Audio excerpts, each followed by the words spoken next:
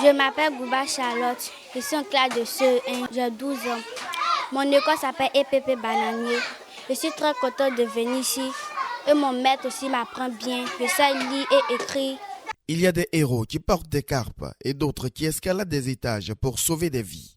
Lui, son héroïsme, il exprime au quotidien en partageant sa connaissance avec des enfants qui, sans lui, seraient délaissés pour compte de la société.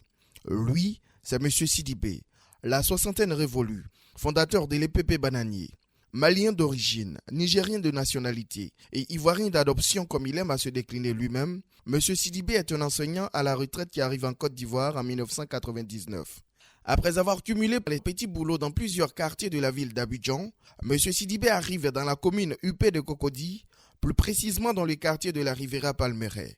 Là, il constate avec amertume que dans ce quartier dit aisé, de nombreux enfants issus de familles défavorisées ne vont pas à l'école. Pour M. Sidibé, il faut faire quelque chose. Constatant que plein d'enfants dans ce quartier, qu'on dit quartier des Bosses,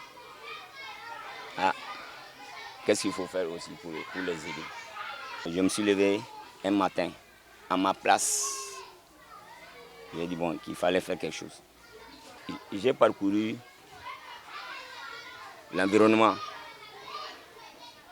pour informer les parents que s'ils ont un souci d'éducation, moi je suis sur place.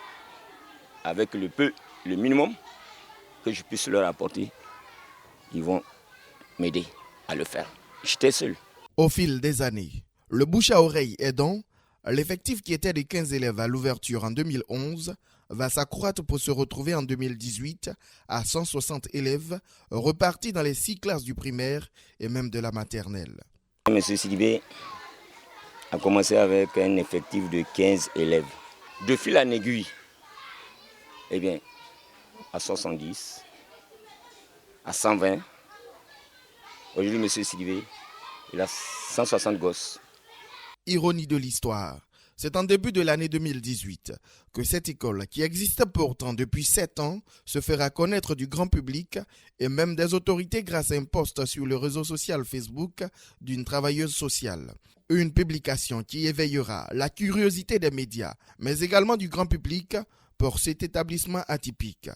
L'école recevra la visite de plusieurs particuliers, de responsables d'associations et de quelques donateurs dont le soutien permettra de bâtir ces abris de fortune pour les enfants. M. Sidibé, quant à lui, son bureau demeure sous son bananier et c'est d'ailleurs à l'abri de ces feuilles de bananier qu'il nous recevra pour cet entretien. Mon fils là, lui travaille, elle vient me dire que lui passe. Quand lui passe, mais ton papa ne travaille pas bien. Tous les jours, il vient ici. Sinon, vraiment, elle travaille bien. Ça me fait mal que je laisse tomber ces enfants-là à un moment donné, puisque je n'ai pas une situation stable. J'enseigne ici, je prends la carte de CPE. Les conditions d'enseignement, on fait avec nos nouveaux. On a besoin aussi qu'on nous forme et on a besoin aussi vraiment de moyens.